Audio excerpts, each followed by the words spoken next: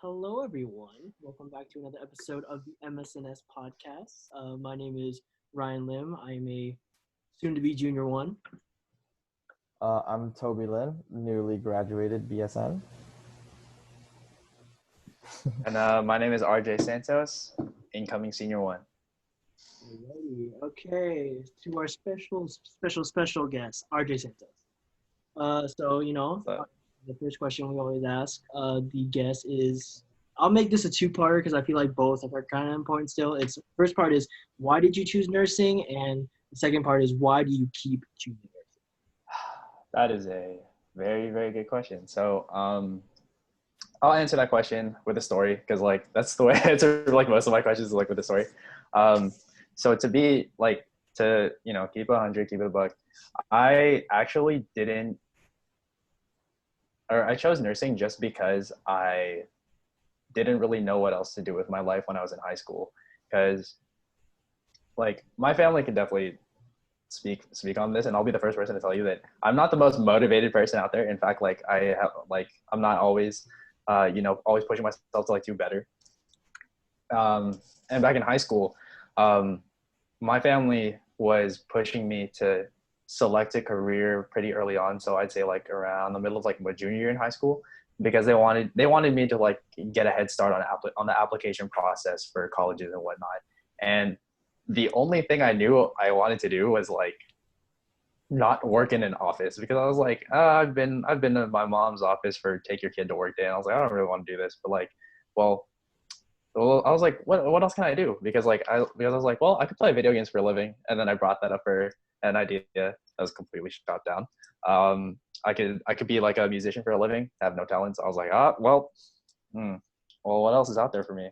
And then my two older sisters were talking to me about it, and they both were in nursing school at the time. Or I think my oldest sister was a new grad nurse at the time, and then my next oldest was still at USF in the nursing program. So they're well, why not nursing? And I was why not nursing?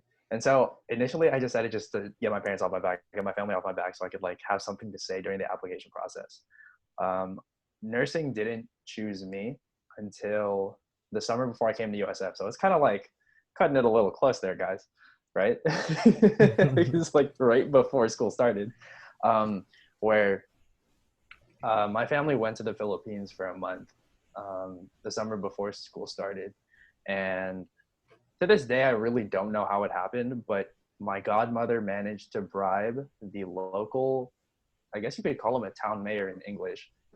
My godmother basically bribed the local town mayor into allowing me and my two older sisters to work at a health clinic for a month.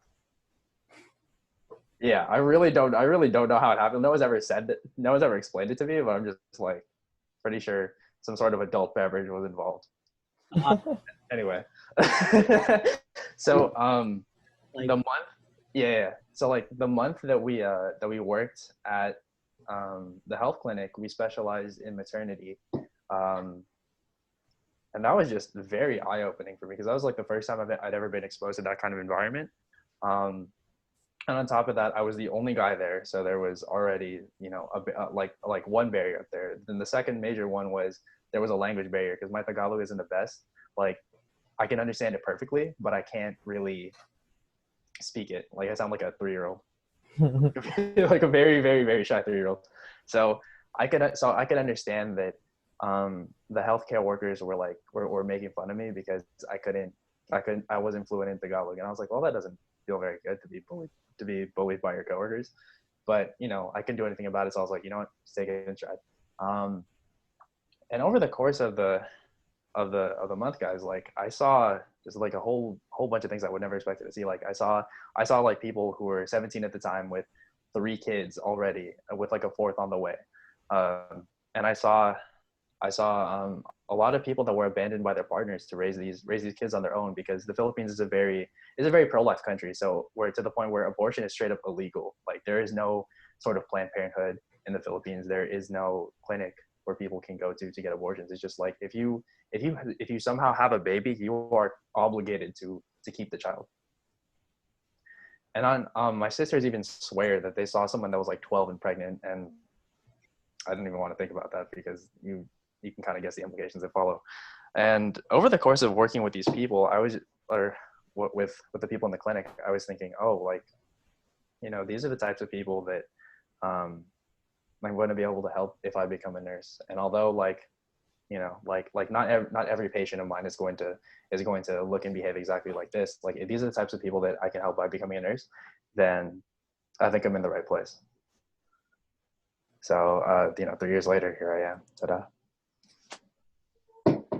So what, like, through all this shit that you've been through throughout your 3 years in high school, like the HESIs, the exams, all the stress and struggle, why do you keep? The reason I keep choosing to come, the reason I keep choosing to come back, and the reason I keep choosing to be a nurse is because it allows me to connect to a lot of people in a way that I think very few professions would allow me to. My main motivation for nursing has always been the human connection. I've always wanted to get out and meet people. I've always wanted to be of service to people. Nursing allows me the best of both worlds, where it allows me the chance to help people, like save people's lives, yes, but it also allows me the chance to really get to know people that I otherwise wouldn't have known staying in perhaps a different profession, right? That sort of possibility at getting to know people, like, just beyond their diagnoses, just as people with their own unique stories and backgrounds, like that sort of thing is what keeps me going, especially through all like the tough shit that nursing school throws at you, because, well, you fine gentlemen know that nursing school does throw a lot of shit at you. And, that drive for human connection, do you feel like has ever faltered in a sense, like whether it's through burnout or maybe like a little, you're becoming a senior, maybe a little bit of college senior? Is college senioritis a thing? I feel like Oh, it's most definitely a thing. I mean, like, it certainly doesn't help at the whole senioritis thing, that, like, we could potentially be like online learning, because that's not gonna do me any favors. But there definitely have been times where I have questioned my place in this school. Like, I have questioned, oh, like, why am I here? Like, what am I doing this for? But then in those moments, like, I like to just, like, drop what I'm doing and just, like, take a moment to remember, just remember the faces of all the patients that I've helped, that just, like, every time, like, I've done, like, even the smallest thing for them, to just, like, get them a glass of water, or get them an extra blanket, just, like, the feeling of warmth and of gratitude that I get every time they say, like, oh, like, thank you, young man. That like I remember the feeling, and that sort of inspires me to keep going, because I know I've already helped, like, this many people. I know that by continuing to do this work, I can help that many more.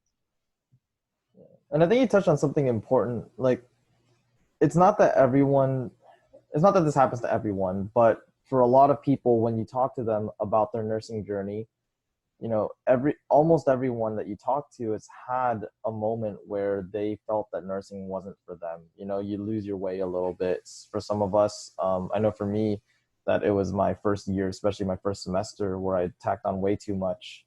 And I was like, I don't know if this is for me.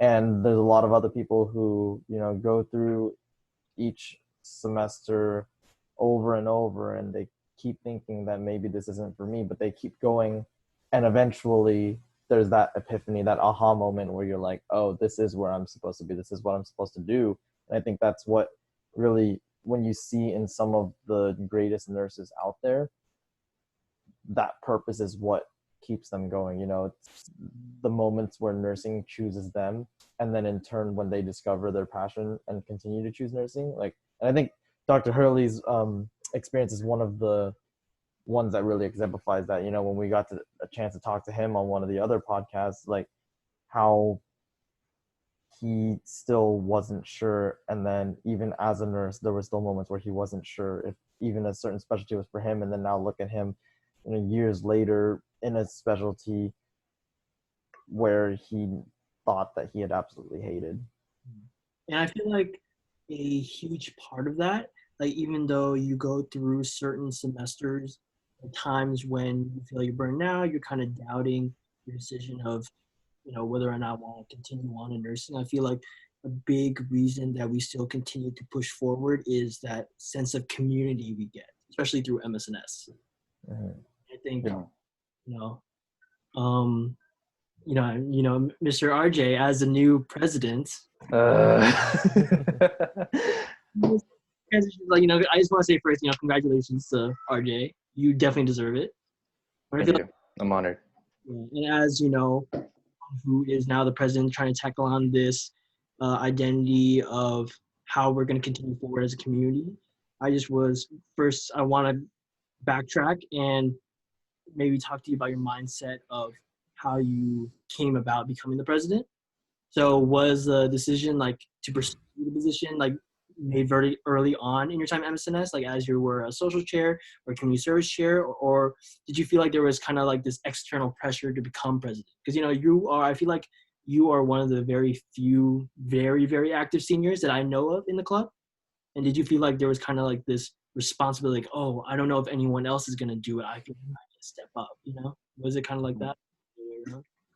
I feel like the answer to that question, Ryan, it lies somewhere in the middle of those two options, right? Because truth to be told, I had no it's something that I've thought about ever since I got onto eBoard, because when I got onto eBoard, it was under Kevin Regas's time as president. So him and a lot of the other members on eBoard, they definitely cottoned me onto the idea of sticking around for the long run. Not necessarily one day you're going to be president, RJ, but just sticking around and staying with the organization throughout nursing school. As time passed and I became social chair and community service chair, I started to realize that not a whole lot of my cohort members were sticking around.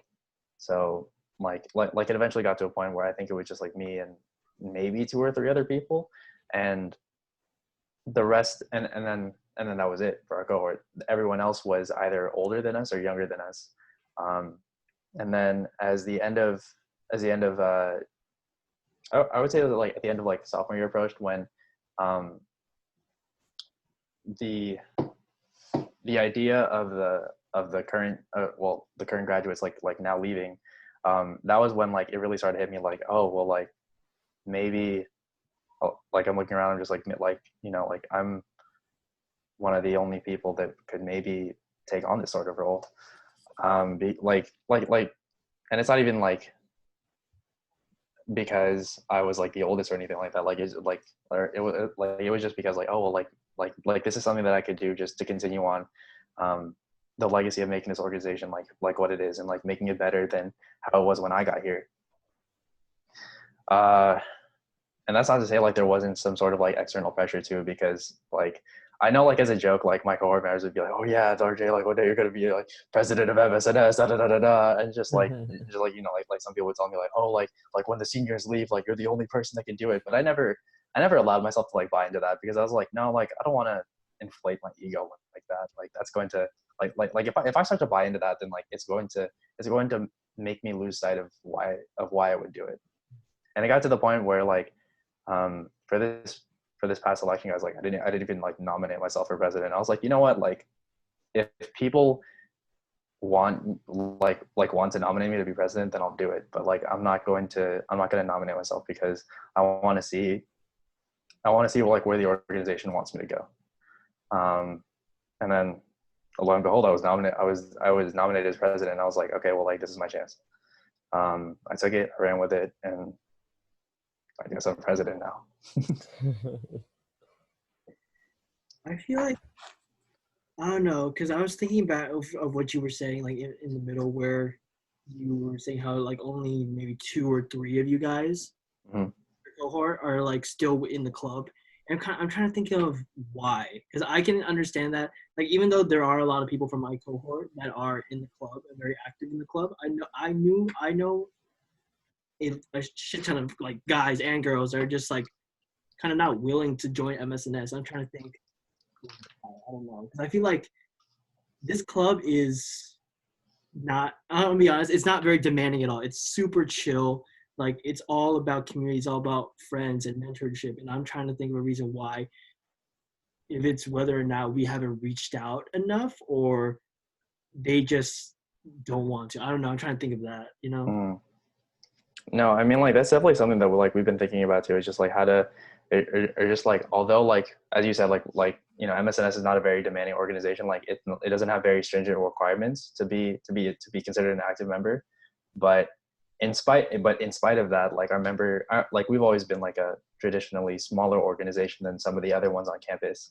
And I think a part of that is because we haven't, maybe because we haven't been reaching out as much as we can. Like it's like we've always just been presenting ourselves as, oh, like this is who we are. Like we always branded ourselves under the image of, oh, like we are the male student nursing society. And I feel like that's kind of like turned a lot of people off towards like from MSNS, because they're always like, oh, well, like if you guys only cater to males, then like why would I go when there's like, oh, well, like I could go to like NSA or like if I identify as a female, like I could go to Chi Gamma, or like those would be more catered towards our experiences. And I feel like a lot of it just has to do with the like we just have to push ourselves to be more vocal, in the fact that, okay, well, like that was our identity in the past, but as of right now, we are a gender inclusive organization that caters to the experience of everyone on campus, regardless of gender, regardless of sexual orientation, regardless of race or what have you. It's important for us to get the message across that we do value the unique experience of each one of our members, and we definitely want to highlight the importance of that. It so happens that we just want to examine the nuances of gender and how it can be a surprisingly influential force in the workplace and outside of it. The other purpose of MSNS is also to forge connections between multiple generations of nursing. But that also goes along with, it's up to us, the upperclassmen, to reach out to the younger generation, reach out to the other members within MSNS, and establish a culture where they feel as if they are more than just a number, they are more than just a statistic, they're more than just a member. Like their individuality is recognized and appreciated. That's why I feel like it's so important, especially this coming semester, whether you guys do your freshman panel, when it's like the club fair. I feel like this semester is important more than ever, where we kind of get that word out. It's about the diversity. It's about examining the nuances in gender. It's not necessarily just surrounded or based off of like the male identity of a club. And so one thing that we have definitely talked about in the past is looking at the name of the organization, because over time, MSNS has kind of really come into more of the MSNS part when we're referring to the organization rather than the Male Student Nursing Society. And so that's one thing. I don't know if you can speak on that or not, but like, have you guys had that conversation about looking at ways we can rename the organization, or is that something that you can't necessarily speak on yet? I can't necessarily speak on it, but that's only because we honestly have not considered it yet. We definitely talked about rebranding it a couple times, but I think our main focus as an organization right now is to make sure that we are as stable as possible, and that our schedule of events is as like solid as we can make it for fall semester, in the event that we are able to be on campus, as well as in the event that we are not. And just making sure that the transition from past e-board to new e-board is just changes that we discuss in our e-board meetings are agreed upon before we can undertake like big projects such as renaming the club, as renaming our identity. Mm-hmm. And then how is that transition going? Which I feel like is much different when you're the president of an organization where everyone's kind of everywhere and coordinating like meetings when there's no like set time. If we're in school and in session, then it's like, okay, we have a set time where we can meet in between classes, and most everyone's schedules are pretty similar. And so I feel like you've kind of had that weird transition where you know that you're going to be the president like before the school year officially ends, and then but then because of all that, it's kind of like, okay, that's weird. And then you have this weird transition where finals end, but you're kind of still in the same place, more or less. And then you also have the coordinate. Like, how is that? Well,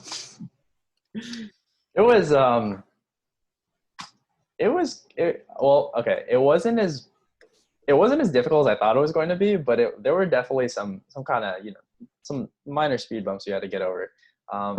Some of our like some of the members on eWord, like they live in like different time zones, so Oh boy. having to find a meeting time, because one of them, like, he lives in Hawaii, so like having to find like a suitable meeting time that's like pretty good for every one of us that's on the West Coast, but also catering to the fact that we don't want to make him wake up at like 10 in the morning or what have you just for a meeting. That was just one of the speed bumps. I think like another one is just like remaining cognizant of the fact that people have like summer classes as well, or like summer classes or like work or internships and whatnot. So what happened for like our first eWord meeting is like I sent out like a date and time, and I was like, okay, does this work? And then like everyone was like, yeah. And then like a few members of our community were like, oh, actually, bro, I have like a summer class. And I was like, what? Why did you say anything earlier? Like why did you say anything earlier? So then so then I had to keep changing the meeting time, and I started feeling like really bad because I was like, okay, like let's meet on, for example, Tuesday at 5, and then someone would message me, okay, be like, JK guys, Friday at 11, and then someone else would be like, oh, I have work, and I'd be like, oh, okay, I mean, did I say Friday at 11? I mean Friday at 6 p.m. So like it was very, very, very, very variable, and I felt super guilty about it. But I feel like now that I personally have had a little bit of experience with like coordinating people and doing the sort of like logistical thinking that I previously mentioned I'm not very good at, it's gotten just a little bit easier. And it's also because like now like we've gotten more familiar with each other's schedules, so hopefully future eBoard meeting will not be as much of a circus as this first one was. Wait, are you worried about how the event and everything's gonna go fall 2020? Because I think, in my opinion, like I know we have a good idea. Oh, USF's gonna open if SF lets them. We're gonna know by June 15th, but we don't really know exactly if we're gonna be physically completely there all the time, or it's gonna be a hybrid of just like lectures are online and maybe clinicals and things is gonna be on campus. So we don't really know to the extent how much we're allowed to be on campus. Mm. Have like concerns about that, like how we're gonna move forward with certain events. Yeah, that's definitely been on our minds a lot, is the thought of like, oh, like what are the events going to look like in the event that we're mandated to not to stay off campus, and like social distancing would still be very much in play. Like what are, like, how would we do that? And so to that end, we've been having eBoard orientation meetings where we've been meeting individually with each member of the eBoard, and we've been talking about such things like their vision, their future vision for the organization, where they see it going from here, like if they're content with the organization or not. And one of, if not the first question that comes from that meeting is, oh, like, due to the ongoing pandemic, like how do you envision your specific events playing out in the event that we can't be on campus? And thankfully, and I'm super grateful to the eBoard for doing so, like a lot of them have already begun thinking of ideas for events they'd like to do. So for example, our fundraising chair, Susan Wen, when we were talking about like possible fundraising ideas in the event that we have to stay off campus, one of the things we brought up was doing a bingo fundraiser, where it's like you could create like a bingo spreadsheet and put it on social media, and then like if you were to donate a certain amount of money, then she would make like a TikTok, right? Or like if she were to, or if you were to donate like, oh, this amount of money, then she would then she would like like feature you on the MSNS story or something like that. And so like things like that, like it really kind of eases my mind in the sense that like, okay, like in the event that, you know, things like things go left, things go wrong, and we have to stay off campus and we can't come together like we usually do, then everyone does have a plan in place for that. And I feel like that just goes into one of the most important characteristics, I think, is for a nursing student nurse, which is adaptability, being able to like make use of what you have. Especially, you know, I give a huge shout out to all the clinical instructors, everybody. Even though the clinicals during quarantine were definitely not the same as being in a hospital, having that patient-patient interaction. I believe that they. Sure. I feel like they were definitely trying to do their best. They're trying to adapt to the situation and try to give their nursing students the best experience possible given the situation. Mm-hmm. Yeah. I mean, they graduated people with 0 in-person clinical hours at the time, and they had like less than 2 months to do that, I think, just about, something like that. I feel like That's crazy. Yeah. About like the time frame, we obviously we were all anxious. We were nervous, especially the seniors. They didn't know what was going on about their graduation status. But I think obviously behind the scenes we don't know everything that's going on. But I feel like they were definitely doing their part on trying to rush that order to get all of you guys graduated. And so one thing that's interesting for me is seeing how this organization has really evolved over the past 4 years, and I feel like the past 4 years we've seen the most significant changes in this organization, like literally my freshman year, and I think to an extent your freshman year as well, RJ, like coming in and there's like nobody there, right? You go to an event and it's like you and maybe 2-3 other people, and of those 2-3 other people, they're probably all e-board. Yeah. Right? Like that's what we're used like. And I remember then going to the bonfire early this school year, and I was like, shoot, there's non-e-board members here at this event. There's guys and girls here. Yo, that's our e-board has we have women on our e-board. Like that's crazy. Yeah. Like how do you see it moving forward, like your vision for the club? My vision for your organization, I mean, a lot of it, or from a personal standpoint, I definitely want to foster a more inclusive culture, like I touched on earlier, in our conversation. I definitely want to create an environment where our members don't just feel like, oh well, like my only connection to this organization is just I'm on their mailing list, or like, oh, like I just feel like a number or in a sea of people, or oh, I feel like a statistic. Like I definitely want to make our members feel as if their individuality is like recognized, right? Like they, like no matter like what their background is, like no matter like the road they took to get here, like they're safe with us, like they have a home.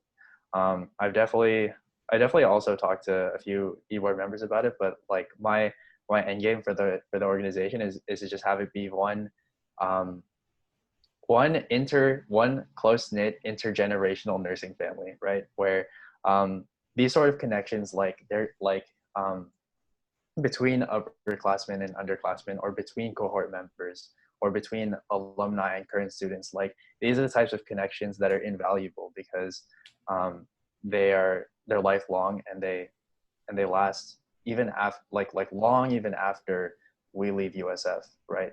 These connections to members both past, present, and future, they're what keep the organization going, and they're what keep us going.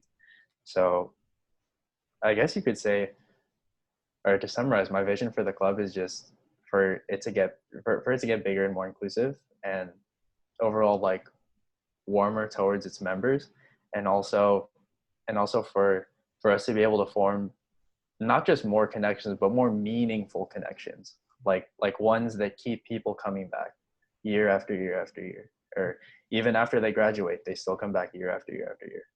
I feel like my concern with that is that like trying to find that balance between inclusivity and expanding the numbers in our club. Because, you know, as much as we want quantity, it's kind of hard not to sacrifice a little bit of quality within that. Mm-hmm.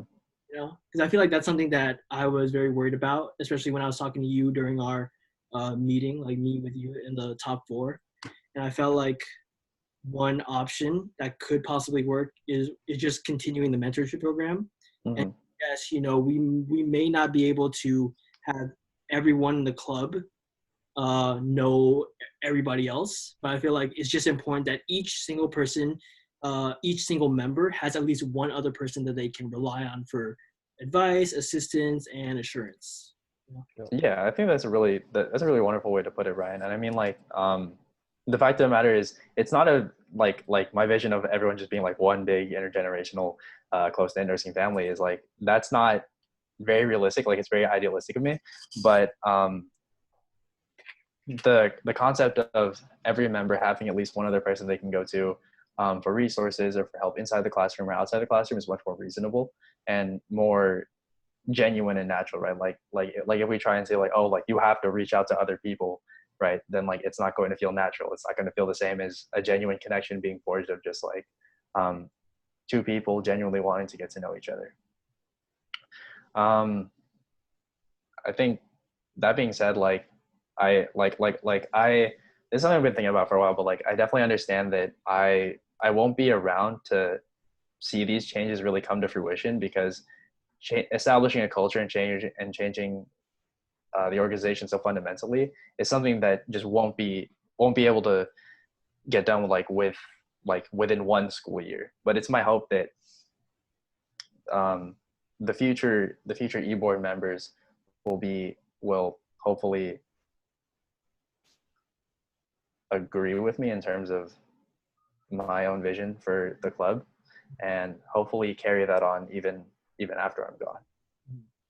I think that's so important, and it actually kind of transitions well into, you know, the current events, right? You're not making these changes, you're not pushing your vision and these values for yourself because you recognize that you're not going to really see the fruits of your labor, but you do it anyways because you recognize the importance of continuing to grow the organization, but in a way that still is inclusive, that still recognizes the uniqueness and individuality of each person that's a part of this, not just so that they feel like they're a number, but really so that each person feels safe and welcome in this community, right?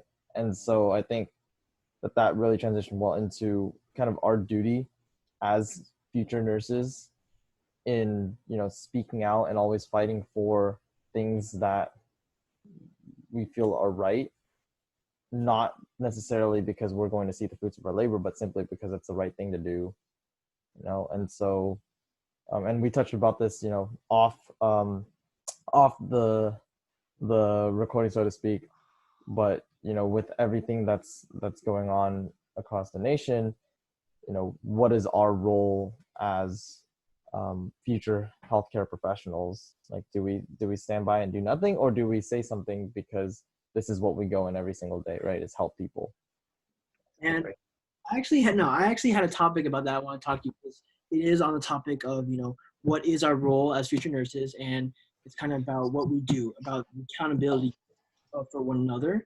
And it goes with one of the officers that was involved in, you know, the death of George Floyd. He was the one that was closest to the bystanders, but he could still like hear George Floyd saying, I can't breathe, I can't breathe. All the bystanders were saying, you know, you guys gotta let him go. Like, look, you have your knee on his neck. I felt like, I don't know why, but I think it just reminded me, like, although there's differences between the nurse-patient relationship and maybe like the officer and suspect relationship, I think there is the ultimate goal of still doing no harm, or to do good in a sense. And it doesn't take a nursing student or someone with medical training to see that the officer was causing severe and unnecessary harm. And so what is that balance between loyalty and accountability? Like, for the cops, it's like, oh, you know, this is my partner, I need to stick with him. And I think that's the same for like nursing students. Oh, this is my coworker. I need to stick with them. I need to trust them. But if you're seeing something that you don't think is right, like, shouldn't you also be accountable for them and try to push for something that might necessarily, that push to go against something that might hurt the patient or suspect,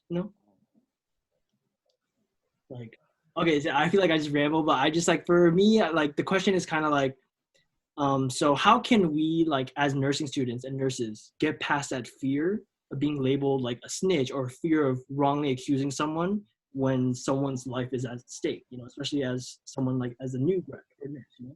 That's a good analogy.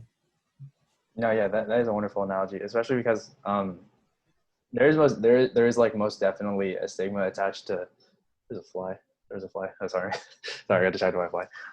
There is most definitely a stigma attached to, quote unquote snitching or reporting something that went wrong in the workplace, right? The common adage is, oh, snitches get stitches, right? And just like if you rat on your friends, if you report on your friends, then you're untrustworthy.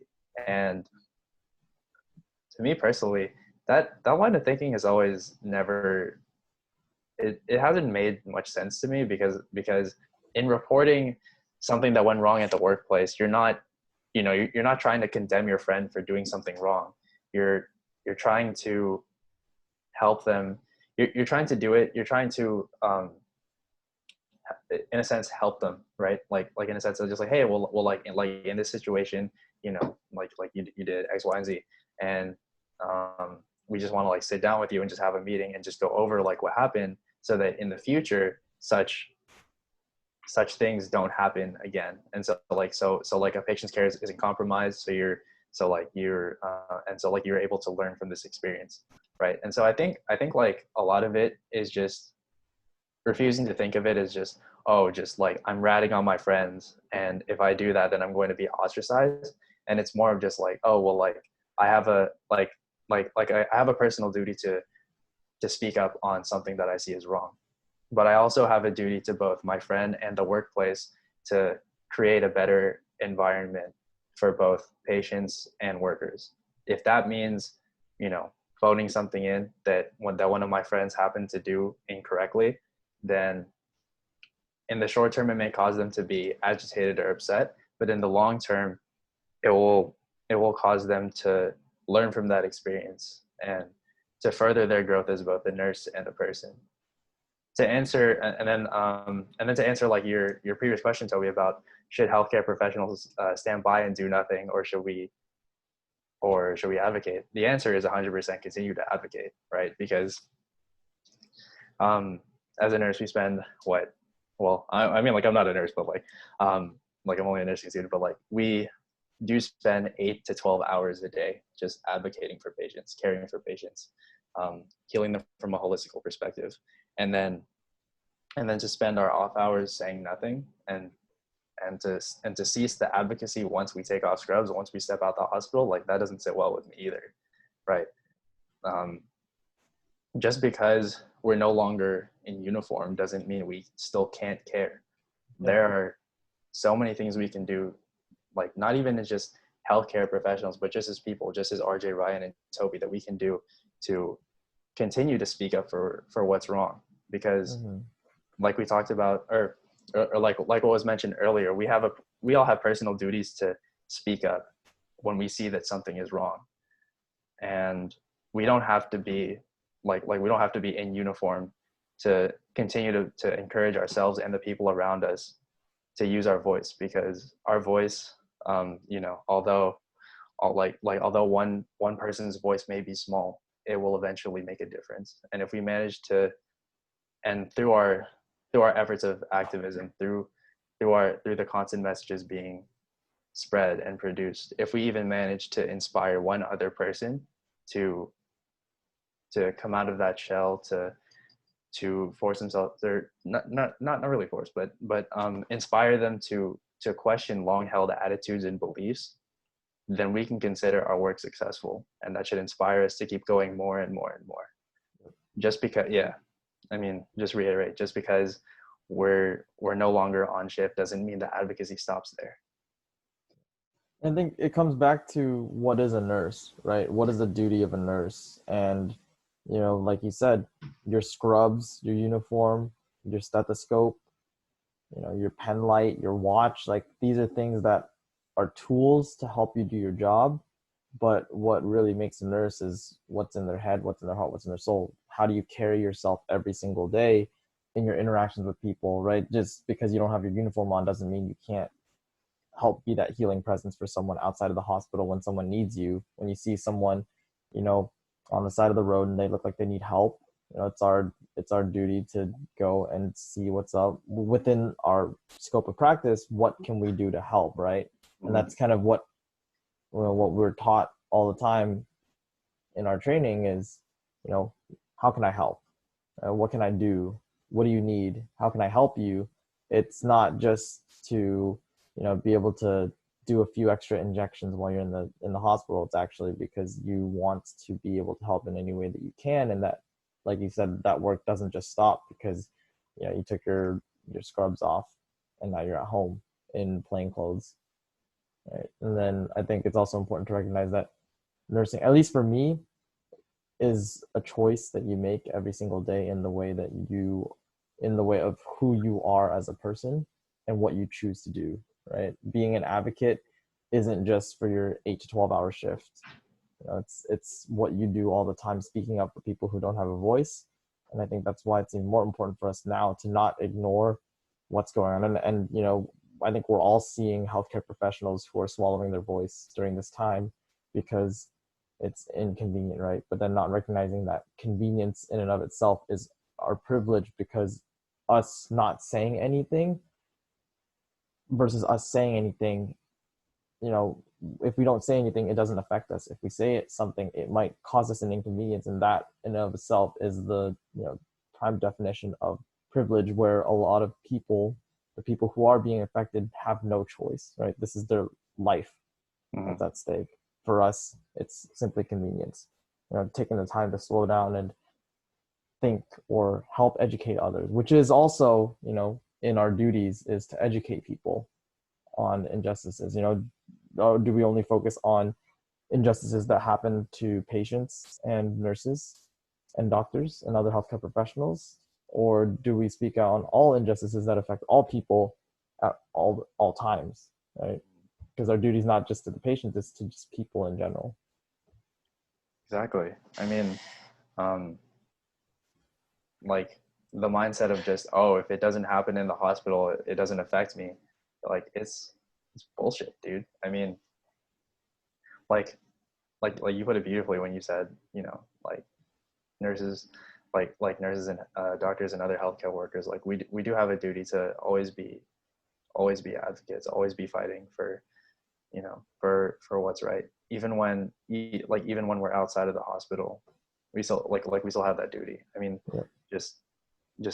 I'm I don't know what it is, but just being being a healthcare worker doesn't accuse you from being like a good person, right? We're like it's literally in our job description to display so much compassion and warmth and tenderness and care towards our patients.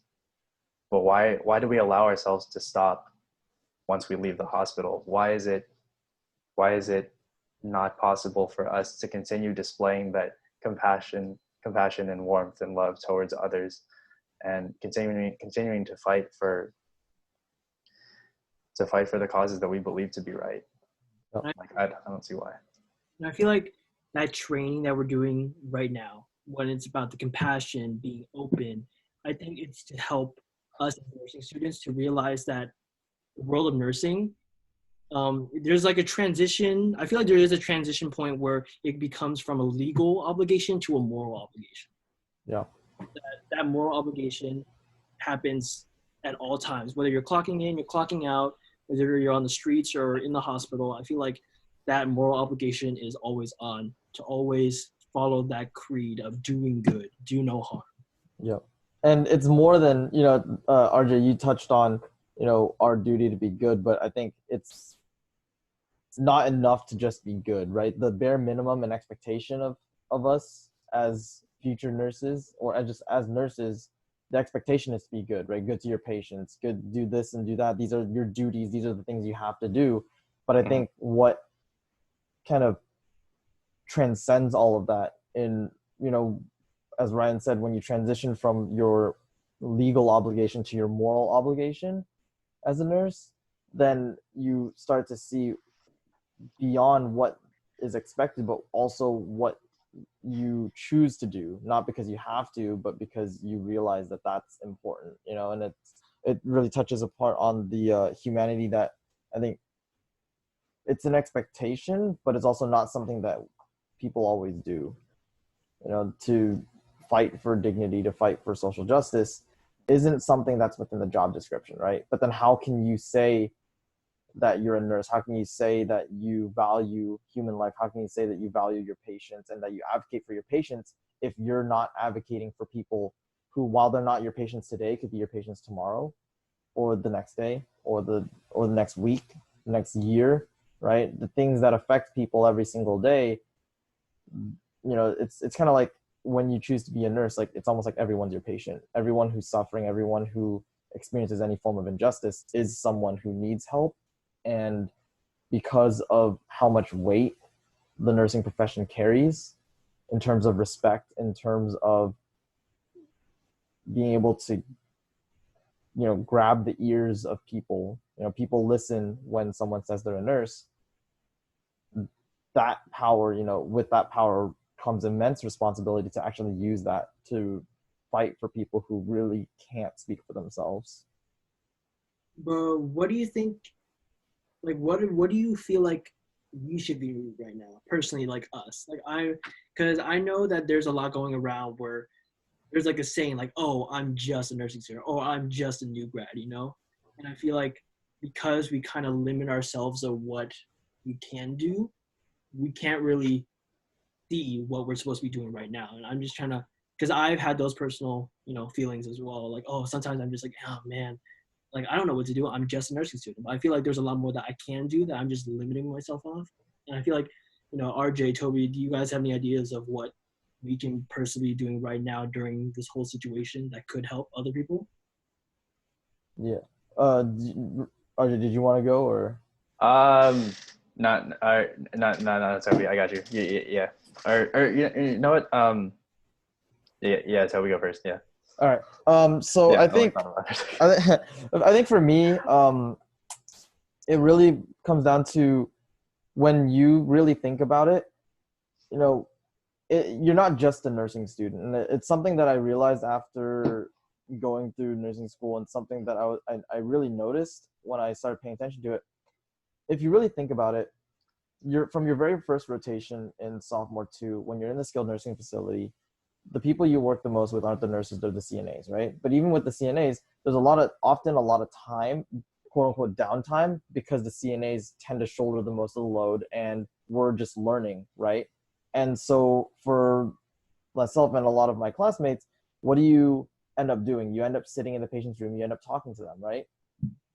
And so in that moment, you're not just a nursing student, you're a nursing student who also used your, you know, the advantages you have as a nursing student. You don't have the same legal duties as the other staff, where they have things that take them away from their patients, right? They have to change the linen, they have to do all of these things that prevent them from simply being present, right? And you see that a lot in your CNAs. So as a nursing student, you know, your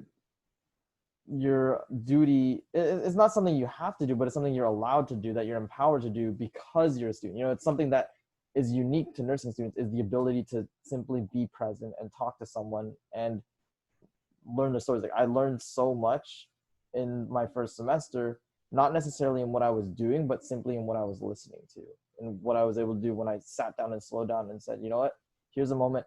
There's nothing physical for me to do, but I can sit and listen. And you learn so much. Like, I met one of my patients at the time was a graduate from the 3rd pilot class of the nursing program at USF. Oh. Yeah, and worked as a nurse in St. Mary's, which was where I ended up going next semester. And she talked about, you know, her experience as a nurse. I also met a nurse practitioner. It's like, these are the things, the people you meet, the people you talk to, these are things that you don't get to necessarily do, or it's something that gets lost as you get more consumed with your legal duties and the things you have to do rather than the things that you should do, right? How often do we see nurses who take the time to sit and listen with their patients? Maybe they simply can't, or maybe they're not choosing to do that, right? Because it is hard, it is stressful. When this becomes your daily thing, over time that gets more and more lost, right? And so transitioning with each semester, the more and more things you have done. But at the same time, even though, even in my last semester, the time where, you're growing more into your nursing role, expanding your scope of practice, there's more and more things you can do. And so you want to be more a part of those things because you want to learn these things and build up your foundation, because you're still not just a nursing student, but because you are still a nursing student, that's part is still a part of you. So, the importance of what we can do now, even though we feel helpless, right? Especially with the civil unrest and the riot and looting and things that are happening now, as my dog is barking up a storm in the background. With all of these things that are going on, what can we do? Well, talking and listening to people, right? That's one of the things that we can always do, but also education. And I think especially for us as Asian Americans, our duty is especially important to really open that conversation with our own communities, especially when it comes to our parents, our family, our relatives, because we, a lot of us are in situations where until someone points it out, we don't recognize the cultural and systemic racism that we embody in our cultures, right? The things that we didn't even realize we were conditioned to think growing up. And it takes a lot of effort, a lot of work to really rewire our thinking, right? And so I think it really starts with having that conversation, because while we're, especially with social distancing, being safe, and the fact that getting arrested can also prevent you from becoming a nurse. Not that it's not important, it is extremely important to be out there, but also recognizing that there's also other capacities that you can help with, donating and fundraising and educating people. And that's something that we can definitely do. It starts with that, right? The more that the problem is ignored, the more it's allowed to continue, because the first step in attacking any problem is recognizing that there is a problem in the first place. And for a lot of us, if you don't see a problem, then it doesn't exist. Right? But the problem is very real. It does exist. Police brutality is a problem. It's not that all police are evil, but the system allows the evil ones to continue to spread evil. The record of the officer, he has a history of police brutality, has killed or participated in murdering people before. And yet it's not until this point that something's finally done. So, had that been addressed earlier, George Floyd could still be alive. All those other people that he killed could still be alive. But because the system allows that to continue to happen, and we don't have enough people calling it out. And so, with how large of a minority that Asians are in the United States, like, that's our duty, right? There's so many of us. If we don't start that conversation, it's never gonna happen. And I think it's especially important, as nursing students, that we do this, because if we stay silent now, then when we become nurses, when we gain that voice and that power that comes with the license, the occupation, if we're staying silent now, are we also going to stay silent then? And it just continues, right? The more people that are silent, the more that this continues to happen, because we need more people to say that this isn't okay. Exactly. I mean, like I definitely agree with you, Toby, when you said you should get into the habit of practicing advocacy now, because like you said, so much gravity and authority and responsibility comes with being assigned the title of a nurse, or with assuming that position. And I think personally, like even quote unquote just as nursing students, just as new grads, like there are things we can do within our families, within our communities to raise awareness and think and talk. And I think a large part of that could start with introspection, right? So thinking 100%. about the inherent attitudes, beliefs, and stigma, because let's cut the bullshit. Like we've been taught from a very young age to believe that, oh, like if the color of your skin is of a certain shade, you are somehow considered lesser than if the color of your shade is considered paler. Yeah. And that that makes no sense, because we're all human beings. We all have so much value and so much life in every single one of us, that to diminish that, to dehumanize that, is just flat out wrong.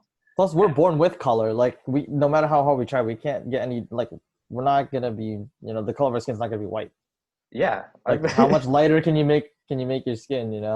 Yeah, and it's just like, and just like as a quick aside, just like all those like skin whitening products that you can buy on like the market, dude, like those are that's just terrible to me. It's just like why would you think that something you were born with is inherently wrong, right? Like if you're led to believe that something that you were born with is inherently wrong, then that's evidence of a flawed system, not of a flaw within yourself. But the point about introspection, like we are raised as Asian Americans to consider the color of your skin as a hierarchy, with paler you are better, the tanner you are worse, right? And in undergoing the effort and work to rid ourselves of those thinking, particularly because we may have family members both in our nuclear families and extended families that constantly perpetuate this way of thinking, allowing ourselves to break free from the cycle of thinking and allowing ourselves to see the world for as it really is, where everyone is equal regardless of the color of their skin. That is an important first step in allowing yourself to advocate for others, because if you advocate for a cause that you don't fully believe in, it will show. Like people are going to see that and understand that, just like, oh, well, like I don't know what it is, but you don't seem to have your whole heart into it. Then maybe perhaps freeing our hearts is the first step to combating this injustice.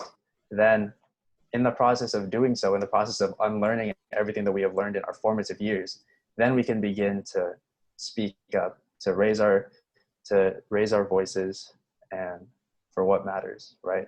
There are organizations that we can donate our money to, that help provide medical care for those protesting, for those in the hospital. There are organizations that we can donate to that provide bailout funds for those who happen to get arrested by the police for disturbing the peace or whatever trumped up charge it happens to be.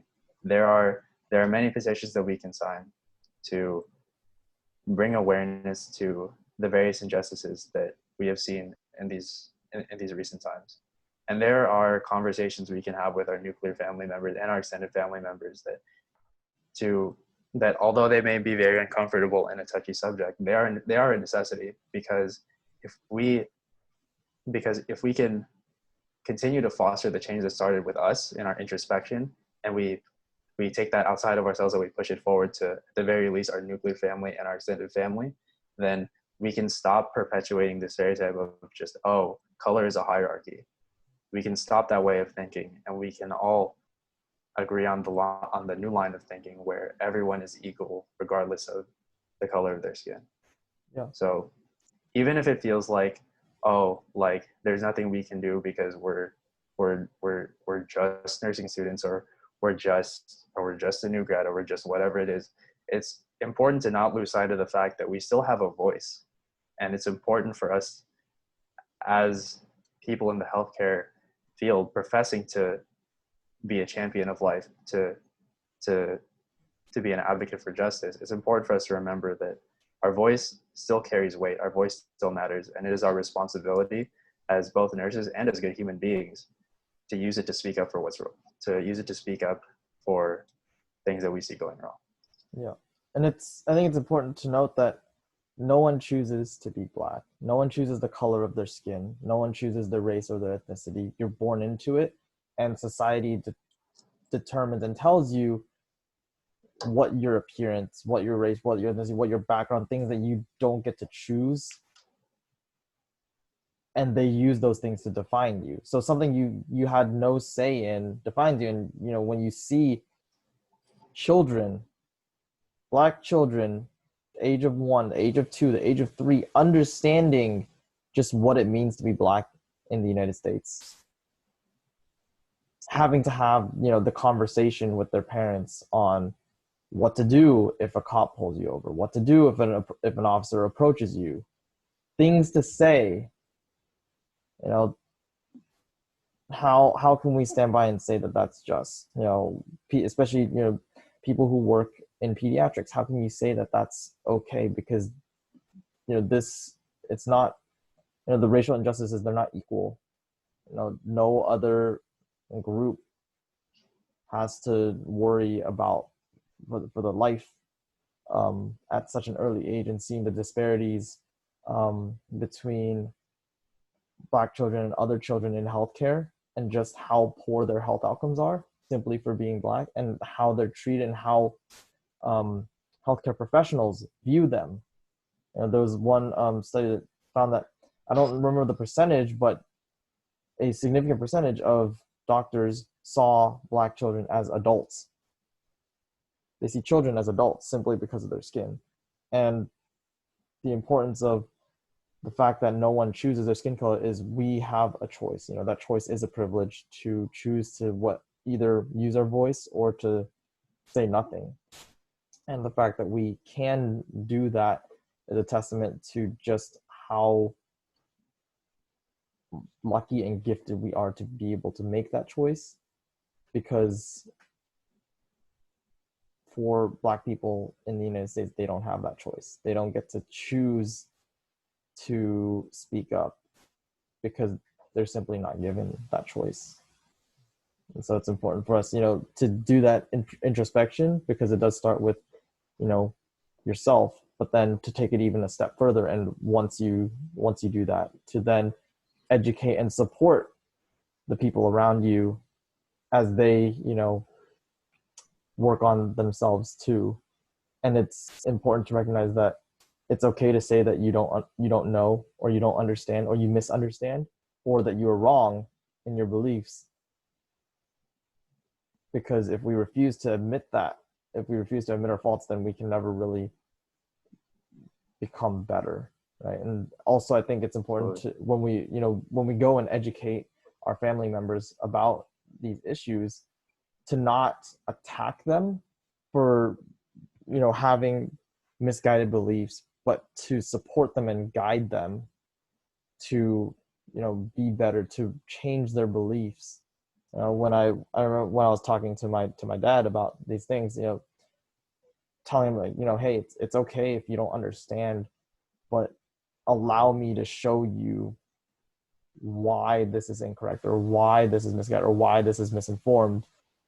And then through that, so because when you attack someone for their beliefs, they become defensive, right? Because then you're attacking them and their character. And it's like, it's not that it's not about their character. It's simply about maybe they have been misinformed because they're not affected the same way as other people are by these injustices. And so they don't see them. And until they see that there is a problem, they're not going to see that it is a problem. Definitely. And I mean, it honestly, it just goes back to what we learned in nursing school about therapeutically communicating, right? Yeah. Like there is most definitely a right way to go about that conversation. Yeah. And that that will lead to open civil dialogue between two different parties with different ideology. And there's a wrong way to go about it, where it could just lead to personal attack on top of personal attack on top of personal attack. And I think Toby made a very good distinction where you said it's not about their character or their personal beliefs. It's just talking about just bringing light and education and attention to the current situation in our country. Yeah. And then to, I think, draw it back to nursing students, which is what Ryan was asking earlier. As a nursing student, like, that is what we can do, because you have been trained to communicate therapeutically. And it's the same as when you educate a patient on why they need to quit smoking because of what they had. They have lung disease or whatever. And so you're not going to get that person to quit smoking simply because you say that it's bad for them. Just like how you're not going to get someone to change their beliefs on, the racial hierarchy that they firmly believe in. But what you can do is educate them and open their eyes, enlighten them on how that behavior or how that belief affects not only themselves but also other people. And by understanding the ramifications of those, then they can make that change on their own, right? No one's going to make a change if they're not ready. So you have to get them from not being ready to being ready for change. And then it's a step by step process. I feel like, and I think that reminds me of something that I recently learned in sophomore 2, because I think a big thing that was pushed to learn was cultural competence. Yeah. I feel like, in a way, I think it's slowly phasing out to become cultural humility, where rather than trying to memorize, study everything, learn about every single culture, I think it's more realistic to understand that if you didn't grow up in that culture, or if you weren't surrounded by that culture for a big part of your life, you're not going to know a lot about it. As much as you want to respect the culture, I think it's very difficult to try to ingrain yourself in different culture in your later stages of life.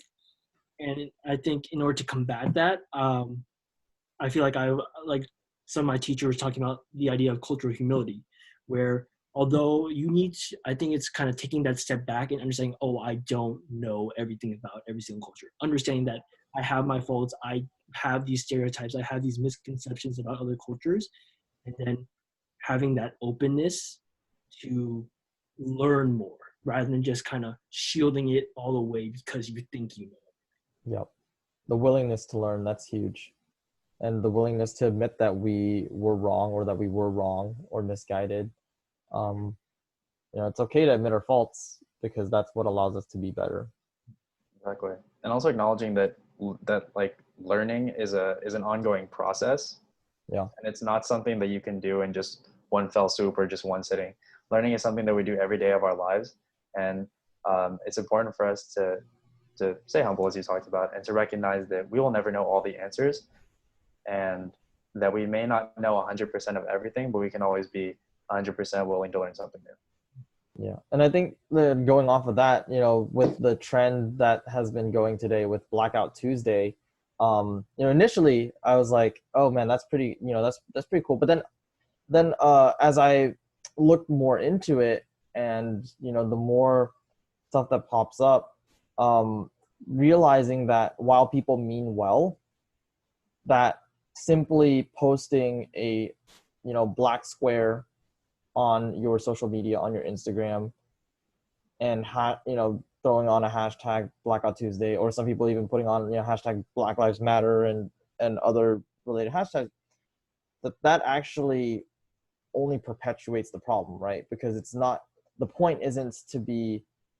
silent about what's going on, right? And so by simply doing that, especially with something I learned that was striking is, if you hashtag Black Lives Matter on that, you're actually going to black out the feed of resources for protesters, because they use that hashtag to find out these resources. And so why it's important to actually not use that hashtag, it's not that Black Lives don't matter, but if you use the hashtag, then you're actually ruining that, because the algorithm, you're actually ruining access to these resources. But also why simply posting that, the Blackout Tuesday, why that's not important is because that is only perpetuating the silence, right? You're posting it, it's done in solidarity, right? And I understand the thought that goes behind it by posting that. You're trying to do something in solidarity. It's for people kind of like Ryan, what you said, people feel helpless. They feel like nothing they do is going to help. And so they see that and they're like, oh, that's something I can do. Let me try and do that. But they're not understanding that in doing that, it only adds to the problem, because this isn't something we should be silent on, that we should be blacking out on, but this is actually something we should be like, if anything, in reverse, we shouldn't be doing a Blackout Tuesday. We should be doing a Blackout Tuesday in the sense of, really pushing resources and education and information on what's going on, because by blacking it out, it's almost like we're saying that it doesn't exist. But these things do exist, and we can't ignore them simply by blacking out social media for a day. Right? It doesn't go away. This is something that has been ongoing, and something that I think, at least for myself, like I've definitely had to do it, because it's not just that when Eric Garner was murdered, then like, oh, we talk about it for a month and then we move on, right? We don't talk about it again. Trayvon Martin, same thing. Breonna Taylor, like her death got covered up so fast, right? And then there's Ahmaud, like, and then all of a sudden now we have George Floyd. It's like it moves so fast and it happens so fast. And even during these protests, more people have died and been killed. And there's so much that, it moves from one thing to the next, to the next, to the next, but we don't talk about it in a way that's, it's just like, it's hot, it's trending, we'll talk about it, and then it'll die down for another month, and then we're no longer talking about it again. Not that it's not important, but just that it's simply not trending. And so it's important for us to continue to, advocate this every single day until something does change. Because so far, us just, people just protesting, people just making calls, educating, like it doesn't happen enough to a great enough magnitude for change to actually happen. And I guess part of what we're seeing is the effects of a global pandemic, when everyone's holed up, when something does happen that's a big enough spark, not that it's the only spark for the fire, but that this fire has been burning for a long time, and this just added more fuel to it. And now people are, now it's like the movement is massive.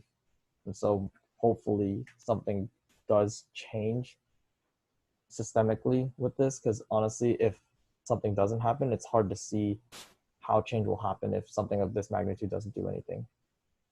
Do you feel like because the movement is getting so big that the original message is being lost in a sense? I don't think so. I think if anything, it's detractors and people trying to take advantage of the chaos to push their own agendas.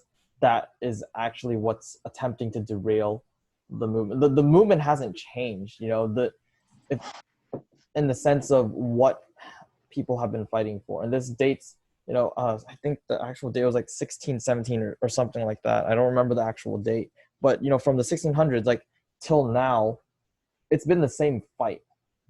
It's been the same fight this whole time, just in different forms, just with different people, at the forefront. But it's been the same problem. And over the years, it's been a bunch of smoke and mirrors to make people think that this problem's disappeared. People love to bring up Rosa Parks and Martin Luther King when they talk about the Black struggle in the United States. But that fight's not over, and it hasn't been over. And now we're seeing people use those examples to put down these protests, saying, oh, Martin Luther King wouldn't have wanted this. Well, that's not what he actually said. He said that riots are, I don't remember the exact words, but something along the lines of like, a riot is a symptom of the voiceless. It's a result of people not feeling like they don't have a voice. But at the same time, also realizing who's really rioting. And it's not all protesters. If anything, a majority of the riots and the looting that's happening are led by, white supremacists, anarchists, people who are trying to take advantage of the chaos to push their own agenda, extremist groups trying to cause chaos, to incite violence, corrupt police officers destroying their own vehicles, people leaving piles of bricks for people to use. There's a lot of people who have everything to gain from this situation. And that's also part of our duty, is to really be educated on what's really going on, so that when we do talk to people like our parents, like our family members, that we help them understand that, what we're being fed isn't really what's going on. And so it's, it seems like this movement's gotten so big that the message has been derailed, but really it's people trying to hijack the momentum to push their own agendas. Yeah, it's very true. I mean, provide like a personal example, like last night in Fairfield, where I'm currently at, a bunch of people like were out rioting and looting after hours. Like they attacked the mall, they attacked Walmart, they attacked Yep. local restaurants, local businesses. The crazy thing about it though, guys, is that like there were no actual protests scheduled in Fairfield yesterday. Yep. It was just a bunch of people that just took it upon themselves to loot and riot. Yep. And that sort of thing, just co-opting the movement for your own personal agenda, co-opting the movement just so you could, I don't know, score a free TV or whatever, like that sort of thing. It's always like it does derail the original purpose of the movement.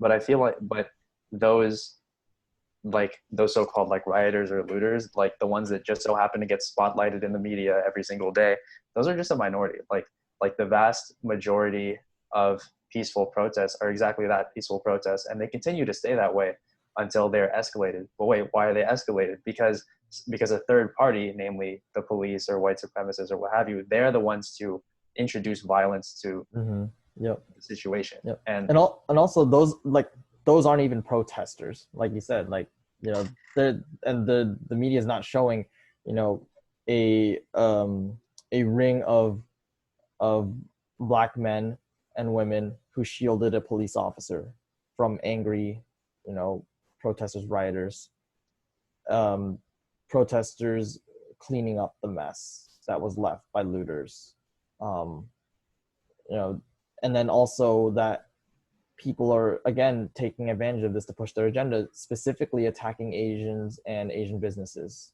that have, like, what does that have to do with this? You know, taking the advantage of this to be racist, like the problem, and that, I think that's the thing is, you know, with Total, one of the Asian, you know, the Asian police officer, that was one of the four involved in the murder.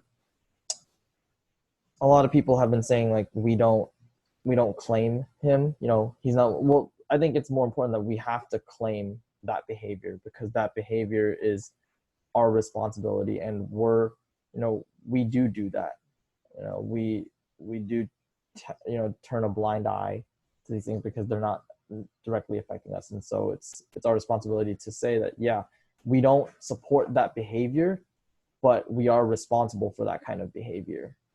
That, you know, it's our responsibility to call upon other Asians and Asian Americans who are being silent in this matter and say, hey, you know, that is a prime example of how we're complicit to what's going on. Exactly, and it goes back to our upbringing when we were taught, oh well, like don't do anything that's going to make you stand out. Don't do anything that's going to cause you to speak out against authority. Like always respect authority. But then if we're complicit in that, then by extension we're complicit in injustice. Yeah. And it's important to like, you know, as you said, like, to not say we don't claim the Asian officer, because in a sense that behavior is indicative of the type of behavior that goes on in our own communities, in our own families. And by addressing that and saying that it's not okay, well, we acknowledge that that's a part of the Asian community in America. That is an avenue towards educating the Asian community on how to be a better ally to the movement, as well as how to be more outspoken in terms of calling out injustices that we see.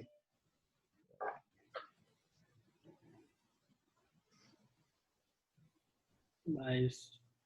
I don't know. I don't really have anything else to say. I don't know if you guys do, but this might be a good area to end the podcast.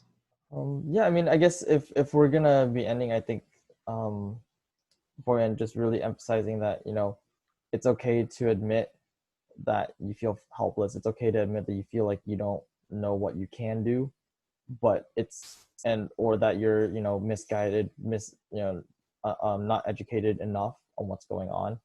But what's even more important than that, you know, once you do that, is to be open to learning, you know, to educating yourself and educating other people, owning up to the behaviors that perpetuate, you know, these injustices, the silence, the avoidance of what's going on. those behaviors are just as damaging to what people are fighting for as is actively doing the damage. And so it's not so much that if you're not with us you're against us, but we do have things we can do. We do have avenues in which we can be allies and do something to help. And so it's important for us to do that. But also, other than that, also thank you, RJ, for hopping on and having these conversations. Of course, yeah. I mean, first off, like, thank you guys for having me. I mean, this is the first time I've been on a podcast for like anything, so I definitely had a good time. Just talking about nursing and talking about the larger problems that we're facing in our society today. Like you both did like a wonderful job with this, and I wish you guys like all the best and future success with this podcast. I guess my final thoughts on what's going on is that like it is important to educate ourselves and the people around us, but it's also important to make sure that we're doing this for the right reasons, right? It's important to really understand that we are speaking out against injustice because it is the right thing to do, not necessarily because the Black Lives Matter movement is trending on Twitter, or because 10 of our closest friends tagged us on an Instagram chain, or because we saw 30 of our closest friends post resources. Like it's okay to get inspired by the sight of other people speaking out, but I would suggest not just allowing the trend to be your main motivation for speaking out. Like, we must motivate ourselves to understand that speaking out is the right thing to do, not just the popular thing to do. Yeah. I'm gonna